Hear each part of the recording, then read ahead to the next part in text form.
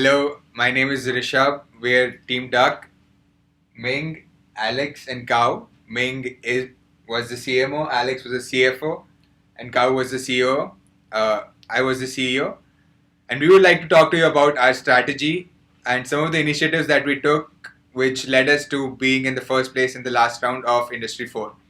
So, as far as the overarching strategy is concerned, we made a couple of decisions early on and we decided that we'll stick to it throughout the entire 6 periods. We decided that we'll operate in the bottom right of the SNQ ratings and the models offered position map. So that means that we decided that we'll operate in the low selling price segment and at the same time offer a lot of models.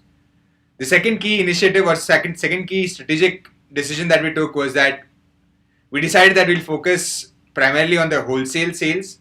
That is, we will not focus a lot on the internet or the private label. And how we executed it is we thought that we'll use economies of scale to have a lower cost of production.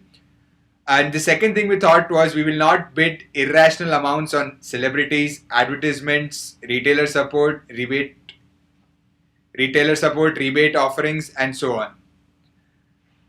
So how did it all pan out? So in the first 4 periods, we were at the top. We had a sizable lead. In one of the periods, we had a 20-point lead. But due to our rational thinking of bidding on celebrities, in the last 2 rounds, we ran really close. A couple of our competitors came really close, and in the end, we won just by a point. And maybe we underestimated the value of the celebrities, and maybe our logical way of looking at the celebrities, or the fact that we didn't take into account the network effects or the cumulative effects, which will go on later on, which will get into depth later on.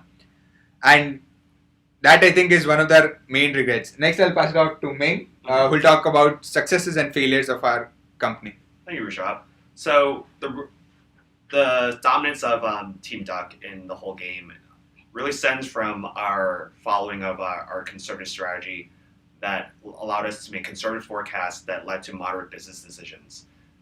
Furthermore, we had a very high marketing support that really increased our channels of distribution, meaning we had a lot of different retailers carrying us. So we spent a lot on advertising, invested a lot in rebates and retail support. Next, we had great efficiencies for production, really meaning we invested in our plants to drive down the cost of production so that we can translate that into higher margins for us as Duck and pass the simultaneous savings to the customer.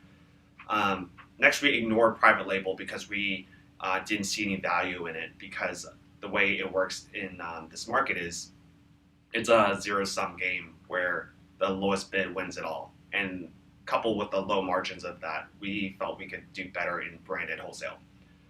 Next, we had a very strategic internet pricing strategy to prevent the cannibalization for our retailers, providing them at least a 40% margin so that we would maximize as many retailers that would carry us. Next, we had a very wide range of models early on in game to separate us from our competitors, really giving us white space, because early on we had 350 models where most of our competitors shifted to 150 or 200 models. And very soon after that, we increased our production to 500 models across every region. Next, we always had cash on hand of about 7 to 10 million to really prevent overdraft fees of anywhere from 9% to higher. And next, we always had very strong financial statistics, really boosting our score throughout the whole game. So that means consistently good credit ratings of at least B+, more often A and A-. We had a very low to debt to asset ratio, and we had very low interest payments per period. In terms of failures, we were really unable to gain celebrity endorsements, which hurt us in the late game, because we were unable to really gauge what they're really worth in terms of increasing our sales and expecting how our competitors would bid for them. We saw a lot of high bidding throughout the whole game of in excess of like $10 million per celebrity. Next, we really under-leveraged our debt. We were very too conservative in our financing strategy. We actually could have used a lot of that debt to service capacity building upgrades in many of our regions. Next, we had really had a very lack of a differentiation in our product, which really hurt us in the late game because we were, again, in the low to middle segment, and we saw a lot of competitors in that space. In the late game, it really hurt us because we were competing directly for the same sort of market, but we couldn't increase our SQ rating to differentiate ourselves because we had uncertainty for how to price and how to minimize production and increase costs. And finally, in year 15, we made a very big mistake of buying too much stock back instead of paying dividends because we were reaching a very maturing position in our growth cycle. So next, I'll pass it on to Alex to talk about coordination problems and biases. Okay, thank you, Ming. So now I'll talk about the coordination problems and biases that existed in our team. As to coordination problems, we had stockouts in multiple regions. Since it was very hard to predict the actions of different companies, we made very conservative decisions because we were very mindful of the drastic moves that other companies might take. In terms of group biases, first, we assumed financial insolvency would have greater repercussions, but it turned out we could have borrowed more. And second, we underestimated the cumulative effect of celebrities and kept underbidding for celebrities. Also, we overestimated effects of stock repurchasing. Instead, we could use the cash to do more investments.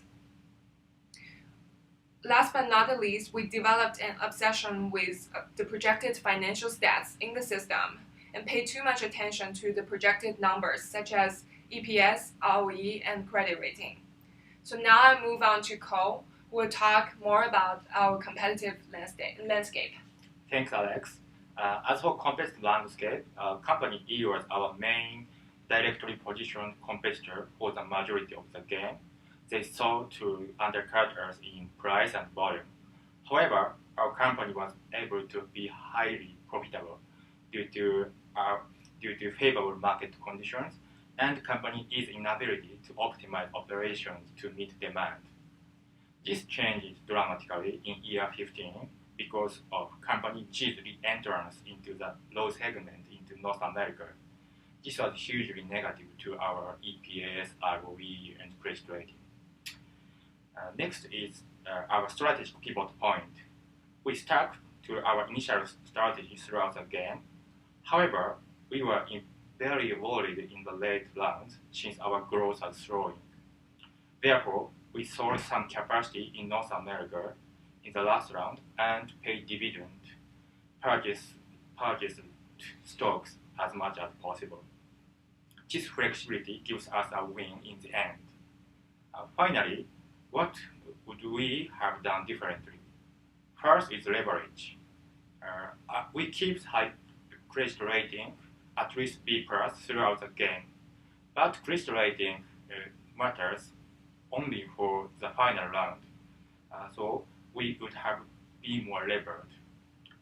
The second is celebrity. As Alex mentioned, celebrity plays more and more important role in the late rounds. We would have bidded more to celebrity. The last one is differentiation. We marketed middle to low and high number of model segment, but company is adapted the almost same strategy. We would have focused more on differentiation. Thank you for hearing our presentation. Thank you. Thank you. Thank you. Thank you, Duck Investors.